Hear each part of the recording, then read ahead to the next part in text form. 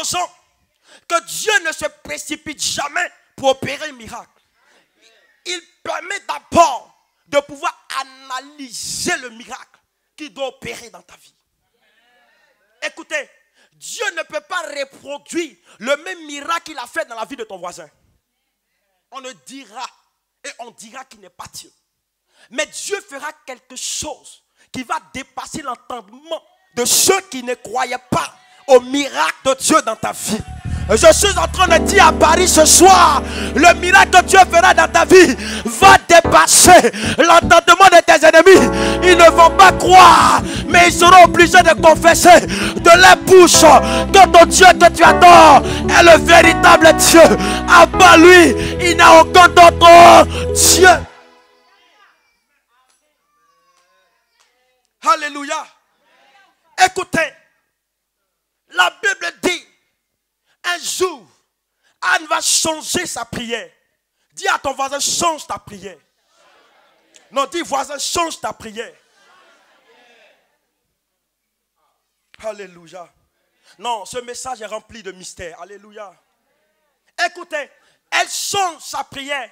Cette fois-ci, sa manière de parler à Dieu change. Alléluia. Quelqu'un m'entend ce soir? Ta manière de prier doit changer. Ta prière est restée trop simple. Il n'y a rien qui accompagne ta prière. La Bible dit, elle va adresser la prière. Elle va élever la voix vers Dieu. Elle va dire à Dieu, si tu me donnes un enfant. Elle ne dit pas si tu me donnes une fille. Mais elle dit à Dieu, si tu me donnes quel enfant? Si tu me donnes un fils. Je me suis posé la question de savoir pourquoi Anne n'a pas dit si tu me donnes une fille. Mais Anne dit si tu me donnes un fils. Vous allez comprendre avec moi, en ce temps-là, la voix de l'Éternel se faisait rare. Dieu ne parlait plus au prophète. Dieu ne se révélait plus au prophète Élie qui était là en ce jour. Dieu ne parlait plus à ses serviteurs. Mais Dieu avait besoin de quelqu'un pour succéder à la place des sacrificateurs qui étaient là. Mais écoutez-moi très bien. Écoutez-moi très bien ce soir. Écoutez, la personne que Dieu avait besoin, l'homme que Dieu avait besoin, le fils que Dieu avait besoin n'était pas le fils de Pélina, mais c'était le fils de Anne. Écoute-moi bien ce soir. Bien-aimé, le miracle que Dieu attend, ce n'est pas le miracle de tes voisins, mais c'est ton miracle que tout le monde attendra. Parce que Dieu aura besoin de ce miracle pour confondre tes adversaires. Mesdames et messieurs, les gens parlent trop autour de toi, mais il y a quelqu'un que Dieu est en train de préparer pour toi. Dis Amen. Alléluia. Elle dit, si tu me donnes un fils, le feu, la prière de Anne est accompagnée par un feu. Écoutez, quand on parle d'un fils, regardez à la croix, Jésus a donné son fils unique. Ou Dieu a donné son fils unique à la croix.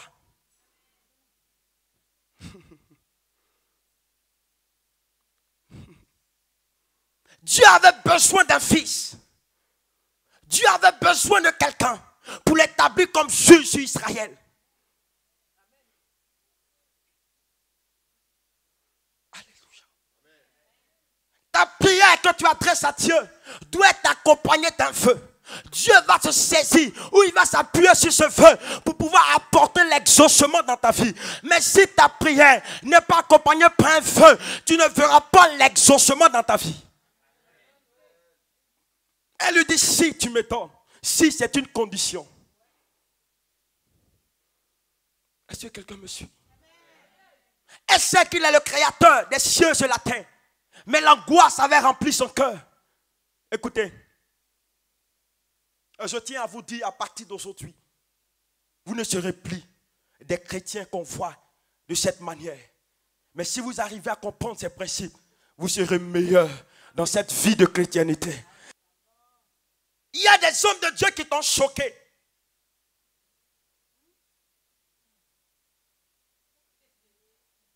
Mais ce soir, tu n'es pas arrivé à si long pour qu'on arrive à te choquer. Mais nous sommes là pour te donner des secrets qui te permettront de réussir, d'avancer. Alléluia. Écoutez, elle était là, indignée. Elle ne parle pas. Il dit, mais pourquoi tu ne parles pas? Elle va dire, ce sont mes douleurs. Écoutez, tellement que les épreuves de ta vie t'ont accablé. Lorsque tu parles, on n'entend plus ta voix. On n'arrive pas à bien te saisir. Quand tu es dans les problèmes, tu ne peux plus élever la voix. Tu es affligé. Tu ne peux pas chanter un cantique nouveau. Alléluia. Elle adresse le feu à Dieu. Elle ne s'occupe pas de ce que Élie va lui dire. Même quand elle rentre à la maison, quand Pélina se lève contre elle, elle ne se dresse pas contre Pélina.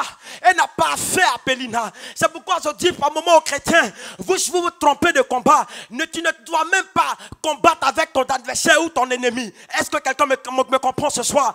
Écoutez, la Bible dit, vous n'avez point à lutter contre la chair et le sang, mais contre toute domination. Ce n'est pas à ton frère que tu dois te lever, non. Ce n'est pas à lui, mais c'est à ton seul combat.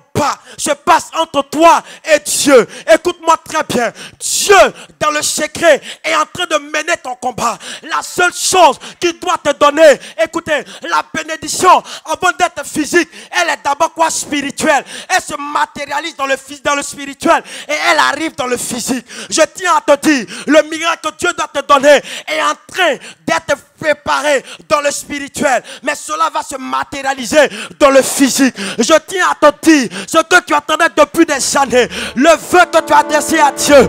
Aujourd'hui, cette année, tu seras récompensé parce que Dieu a pris la décision de pouvoir t'exaucer, de pouvoir te bénir, de pouvoir relever ta tête. Je tiens à te dire ce soir, ton humiliation se transformera en joie. Ton humiliation se transformera en joie. Celui qui dit Amen, cela arrive à ta vie au nom de Jésus.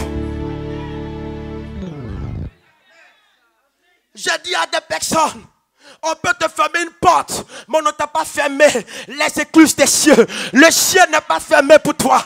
Le ciel est ouvert pour toi. C'est une porte que les gens ont fermée. Maintenant que les cieux s'ouvrent pour moi, alors je crois que le Dieu d'Abraham, d'Isaac ne m'a pas abandonné.